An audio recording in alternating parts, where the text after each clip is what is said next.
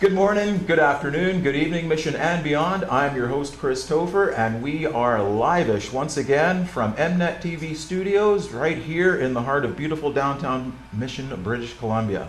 I'm very pleased today.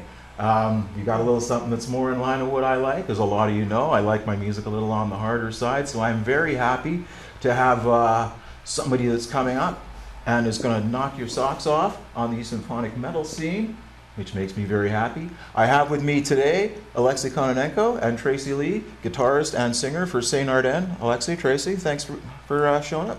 Thank you very much. Now, this project has been going on for quite a while, Alexia. If I can start with you. I know you've had this going for quite a while. What was your original inspiration for it when you started way back when? Well, yeah, it started around 2009, 2010, and I was inspired by a lot of, symphonic metal influence from Europe, and honestly wanted to do that kind of project for a long time, but didn't have the opportunity. So when finally I came to Canada from Russia, I had this opportunity, and but I never really anticipated to do it live originally.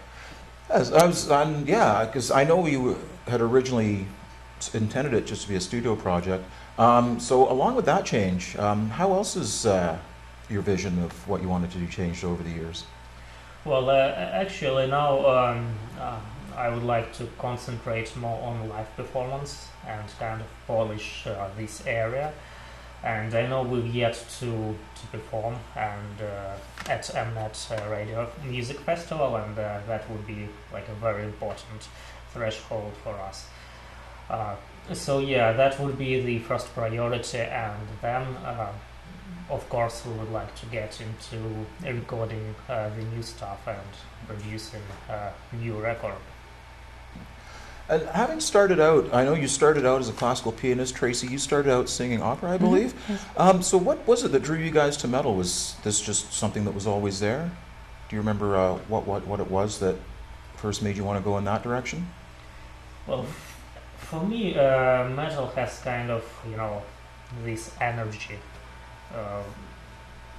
You can listen to jazz, to classical music, and yeah, it can touch you in a certain way, or inspire you. But personally, for me to really express myself, to get this kind of boost of energy, that's only metal can do it. But of course, as you mentioned, I started playing some classical music and Celtic music as well, and this helps in terms of broaden the genre and kind of incorporation of this into symphonic metal type of music. And Tracy, was this something that you've always had inside well, of you too? Yeah, I would say so, because when I was in high school, it was Ann Wilson from Heart that very much inspired me, and I said, I want to do what she does. And so even though I was a very good opera singer, and I would have been very good if I would have continued on that road, it was more the rock that took me. And so I did the rock for many years. Still the rock, right? Yeah. But, so what did the classical communities think about that? Because we know that metal and classical music are very close to each other, but with metal being a lot too extreme for a lot of classical audiences, what was the reaction you guys got when you said, well, this is what we're going to do? Oh, well,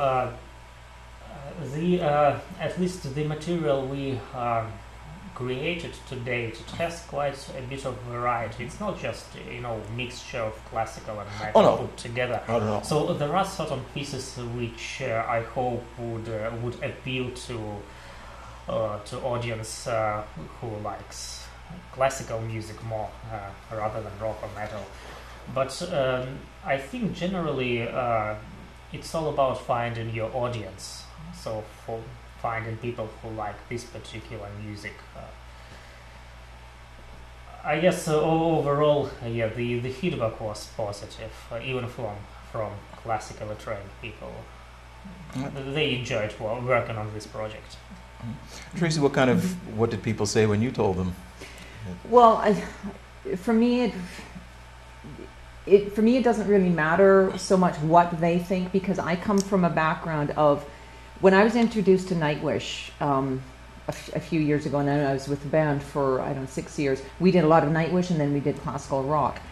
That was my introduction to the fact that in Europe, which I never knew, they combined the opera with the metal, and this is fabulous. So my vision and my train has been accepting that sound and knowing that sound and how good it is within Temptation, Lacuna Coil, the whole thing. So I'm just very privileged to be a part of this, because it's just a continuation of what I was doing before, and it gives me the ability to do the rock, do the opera. It's fabulous. So you really get to be nice and fully rounded in what you do. That's excellent. And it's interesting that you mentioned Europe, because I was wondering, Alexia, it's kind of an odd choice for a European to come to Canada to put together a power metal outfit. What was it that made you come to the land of death and thrash metal to put a power metal group together? Well, I didn't have that many options, and Canada presented a great opportunity in terms of immigration and kind of establishing new life here. And then I guess have to work with whatever I've got, and I don't think that Canada has a lot of obviously people from different countries, and there are a lot of potential. I think we can do good here, as long as we keep producing good quality products. But ultimately, you're right, Chris. Europe would be the major market for this type of music. I think you guys would be massive over there. We think so too. So let's make it happen. The CD that you ended up producing after coming to Canada, A Tear for a Conquered Realm, was released in 2013, I believe. End of 13, but officially 2014. 2014. And this was a 4-year project, it said. It took you 4 years to make it. Was it simply just a matter of finding the right musicians for the project? Or? Yes, one of the reasons, right musicians, another reason is budget. The musician's nemesis. Yeah, as I mentioned earlier, it was those musicians were session musicians, so basically just I had to hire them, and then I ran into some issues when mastering the CD, mixing and mastering, which also can be quite expensive. so yeah, but I've learned a lot over these years while producing the CD, and I think the time delay actually benefits certain aspects, incorporating some music, doing some experiments, and yeah, eventually I hope it was a good start. Well, it seems to be so far. And you got a WCMA, West Coast Music Award nomination out of it. Do things like awards, how much import do those things have, do you think? Well, I think they're important in terms of exposure, especially for the artists which are new to the market. So that was my prime objective, to send in the CD to different nominations, not necessarily to win something, just to expose the product. Yeah. And since the release, Tracy, you've come on board, and I'm wondering how you came into joining the band, because my understanding is that you and Alexia have actually known each other for a long time, right? A couple of years before, he had approached me at a show I was doing, and he asked me for a recommendation of a drummer. And I had recently I had produced my own CD, and I had Kelly Stodola do my drums. Right. And so, of course, I recommended him. And then that was the last time I saw Alexia until years later. And when I looked actually on Kelly's website and saw the 2 songs from Sain Arden, I thought, wow, that's good music. And then I recognized the name. I thought, wow. And then I phoned Kelly and I congratulated him, because at that time they were going to go to Winnipeg for the the Breakout West Festival for that nomination. And anyways, long story short, it really worked really well, and here I am. Excellent. I'm looking forward to seeing you, seeing your version of the band. Yes, absolutely. So what do you, so you approached Alexia, or Alexia approached you? I approached Alexia. What was it specifically that made you want to approach him and say, I'm your girl? The music it's exquisite, it's brilliant, it's beautiful, it encompasses so much. It was my next step. That's and I just said, I know this feels right, and we'll just see if it goes to that. And he was available. It was open, and there you go. Yeah. And Alexia, what was it that Tracy brought to the table that made you, that told you that she was the right pick? Oh, you know, actually, in a way, I regret that I hadn't recorded this project with Tracy, because I think Tracy first is like a very powerful vocal, and then I think Tracy has a unique combination of operatic and rock voice that not very many singers can do. And this project, it requires both, like high operatic classical type voice, and at the same time this belting of a rock singer. So, are you an opera singer, or are you a rock belter? Rock belter. And you guys have talked before about wanting to, sort of stay within the boundaries of your genre, but still expand within that. Do you think that's hard? That's easy or hard to do? Because staying within the parameters of certain genres, even though the genre that you're in is actually, it's pretty wide-reaching. It still has a very wide spectrum.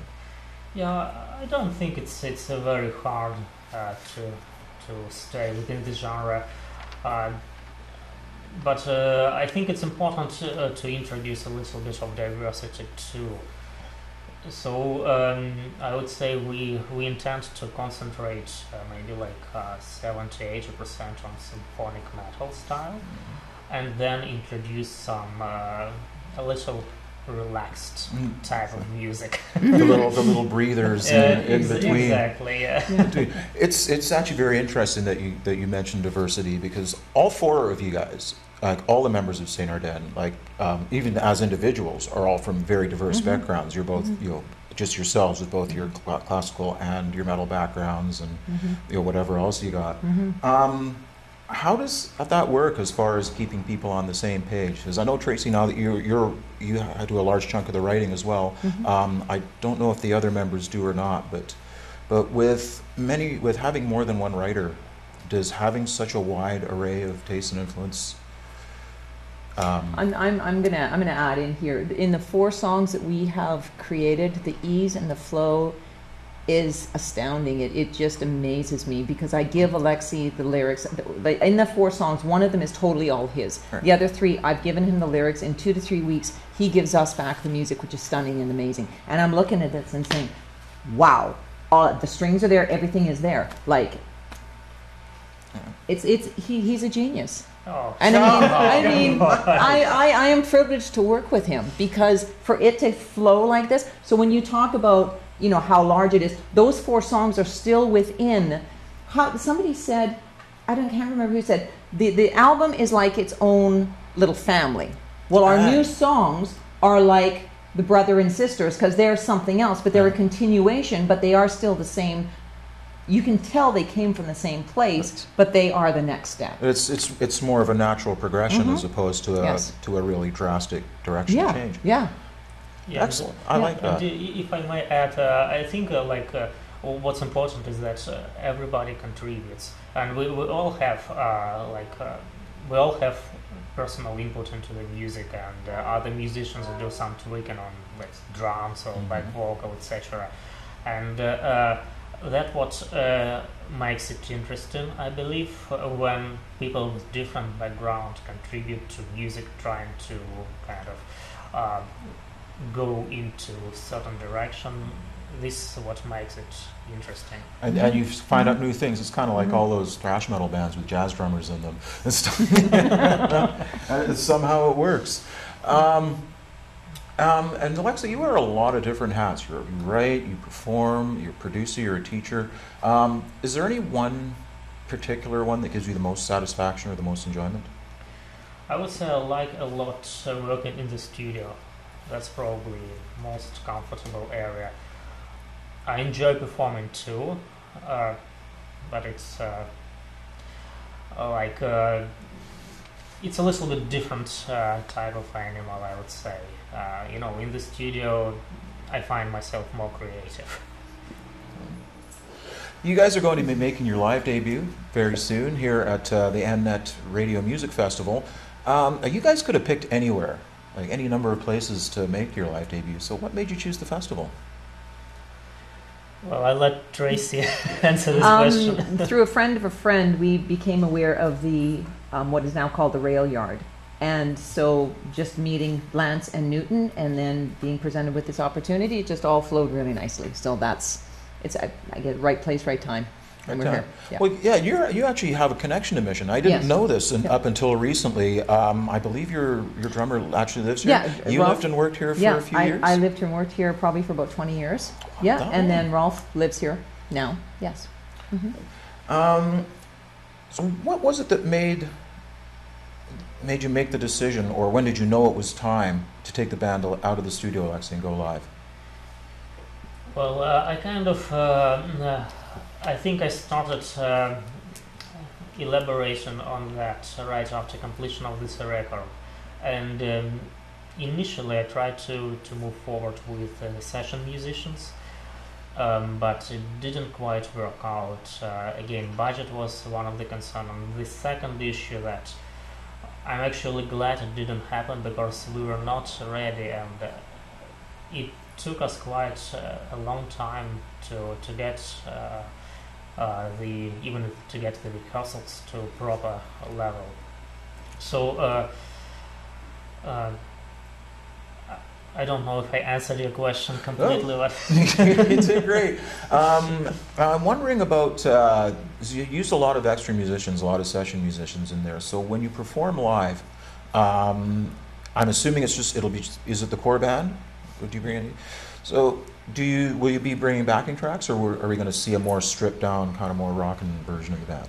It's going to be backing tracks, tracks from the CD with real strings recorded. Oh, yeah, some of the new songs we had to do it electronically, but still simulation of real instruments. But it'll still be the big full. Yes, the big full. Correct. For the future, I would envisage a real string quartet be introduced, but it's a little bit down the road. Yeah, exactly. But that'll be a great project down for a bass player would be first. Yeah. Oh, exactly. Because the bass tracks are recorded for this performance. So you're still searching for a bass player? Yeah. Well, there you go. Aspiring bassists out there. Sain Arden is looking for a bassist. If you think you've got what it takes, that's it. give him a call. So what are you guys looking for? Do you have any sort of expectations going into the festival? Actually, either of expectations of the fest or of yourselves or whatever it may be.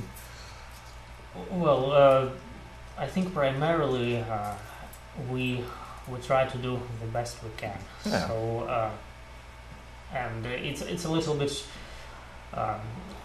pressure on us too, I guess, but at the same time we're really grateful to the festival that they're willing to take us, and kind of because it's our first performance, and it's also risky for the festival in a way that we never performed live before. Well, Well, I think you guys are going to do great with the opening slot too. I believe that's correct. You guys are opening the festival. Is there any extra meetings or pressure, being that you are kicking it off? Have it done first. Yeah. Done. Woo! You can relax. That's it. Perfect. And you'll be playing songs from the new album too.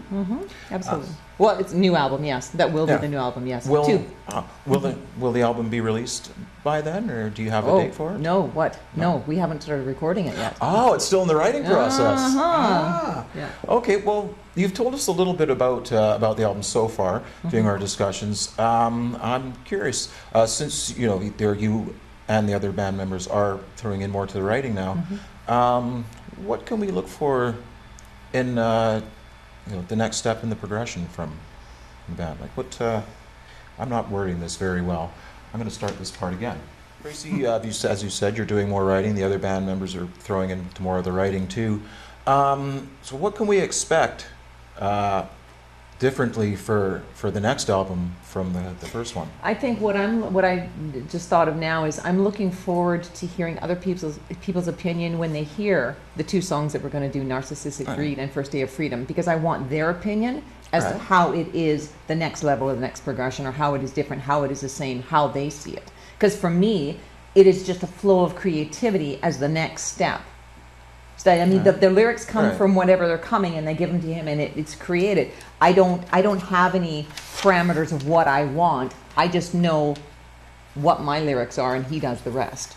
So it's how do you explain creativity? I don't know. That's a very good question too, because we've often wondered things like how Wayne Gretzky wasn't a very good coach, and we've always thought that.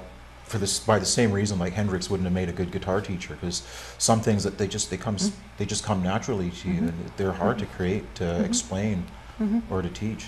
Yeah. That's wait a minute, who's interviewing who here?